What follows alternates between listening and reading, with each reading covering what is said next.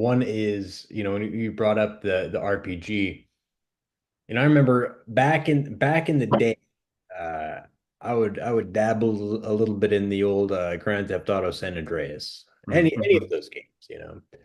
And it was kind of interesting. I remember specifically playing the game and trying to be like an NPC, like drive, in the lines and the speed of traffic, stop at the stoplights, and then though when you're doing that, there's that itch, there's that rash, man, where there's a mission, you gotta go like, rob the bank, but you are driving around not doing anything, or you could be doing something absolutely, but I think that kind of describes that self-imposed limitation where, there's that calling of like, hey, it's time to be a hero, let's go step forth.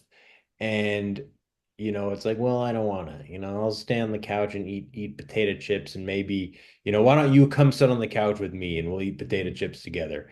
uh but it's so there's that, and I also, what comes to mind is Jonah, right? Jonah, when God's like, hey man, like you got to go to Nineveh and you got to tell them that they're acting kind of not in a good way, and if they don't turn their ways around, I'm gonna take them out.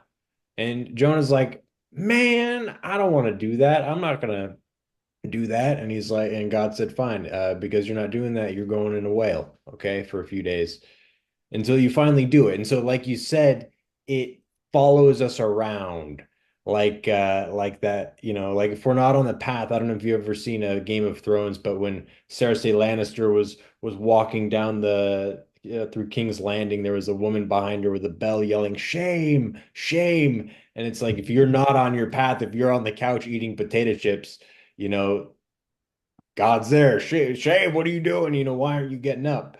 Um, and that's the path that leads us to that is meaning and purpose, right? And so you also allude in the chapter, just a page prior, I believe it is, we're talking about identifying that already pre-existing love that was built in you, that identification.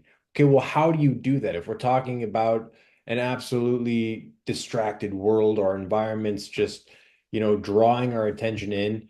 Well, as simple as it sounds, I think that it is, at least from my understanding, uh one of the most effective ways, and that is meditation. And I use that term lightly because in my opinion, prayer is within there. They are separate, right? But nonetheless, you are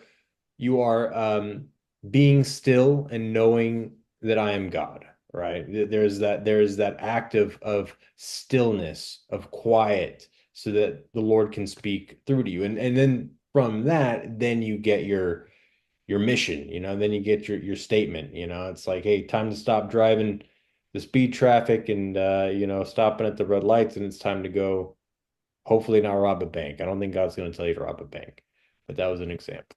Yeah, well, no, on that'll be a good one to build off of. So, because the idea is right, and I think it's one that people are familiar with. That the like, okay, you're trying to play Grand Theft Auto, and like you're gonna just drive the speed limit and stop at the stoplights like that.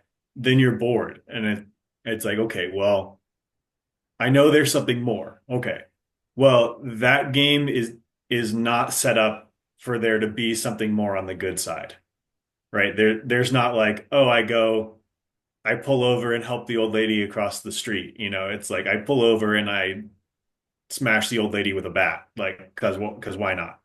And then I get some money. And so that that's the disconnect there. But I mean, unfortunately, there are times and places in the world where that is how human life has been, where it's like we have somewhat of a structure going, but all of our human structure is like funneling us in the wrong direction, where it's like, yeah, you're bored. and there's all this opportunity over here, go that way, do that, when really we need to be going in the other direction. Uh, but thankfully, in a lot, a lot more of modern, but not contemporary societies, isn't just strictly that of being 100% going in that way. There are those opportunities that open up where it's like, yes, you have more to do than just be an NPC. But what's sort of counterintuitive or interesting is that, you know, part of God's purpose in your life and part of the goodness of God, the depth of God, the infinity of purpose, like part of that is driving the speed limit. Like doing the small good things that an NPC would do, whatever, stopping at the stoplights are actually significantly good purposes because they are allowing society to continue and for people to move in good directions and whatnot. And then on top of that, you know, you can pull over and help the person broken down on the road, and you can, um, you know, go to your job hopefully and help people out, and you can help a neighbor on the weekend and etc.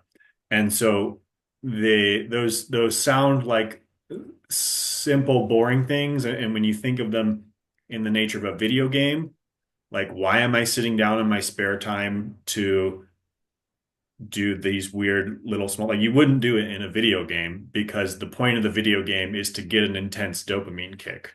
Um, and you're not going to get that from second person uh, good deeds with meaningless NPCs. But in the real world, when you do those things, you actually do get those rewards because those people across from you are not meaningless NPCs. They are images of God and purposeful beings with dignity and divinity about them.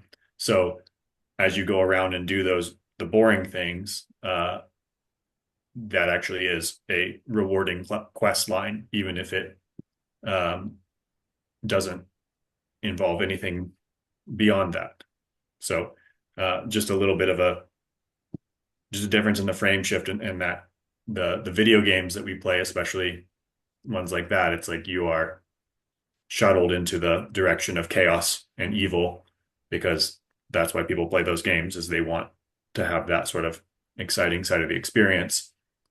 But it does show us that there's that purpose and that calling to more, and that's real and that's out there, and just we can be thankful that there are that the game of life is set up in such a way that there are beneficial purposes calling to you, not just the rob a bank quest line or the chaos quest line. Right, right. It wasn't, I mean, the analogy wasn't necessarily revolving around the morality of like the game or the actions. It was more so, breaking out of the self-imposed limitations, right? It's being in the world, not of the world. It's Right. like all like that's a program, right? The players in that game, the NPCs, and it's not saying get out and do something absolutely bonkers.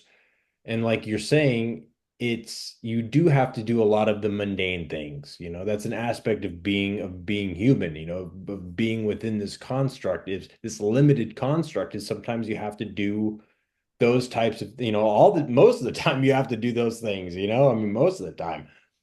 But it's where is your attention focusing? Is your attention on staring at a wall, drifting off to space, or are you helping old ladies cross the street? It's and then are those actions going to open doors for further action opportunities, and things just kind of open up in that sense. But it is more so in the idea of imposing self limitations. And I know that we talked about the sense of well, when we're using the term self, but it's by not identifying with God by not acknowledging that presence, you are stopping at the stop signs, driving the Right, right. Yeah, totally. blah blah blah blah blah. But when you're oriented and you see it, it's like boom, okay, now we're living. A lot of people, and I think we've talked about this, they view life as a curse, as a limitation. It's like, this is this is this flesh vessel that, this flesh vessel that I have been cursed with. Why have you cursed me with this? Uh, and it's a total shift in mindset, right? And that's all it is. You might have one guy that says, wow, life is incredible. I can see a sunset. I sit in an awesome chair. I've got a dog, listing off all the things that you're grateful for and all of the experiences that you're having due to the limited construct, right? Because if you are infinite and you're not having the limited construct, you can't necessarily engage in that experience of appreciating your dog or loving or really doing any of that, right? Mhm.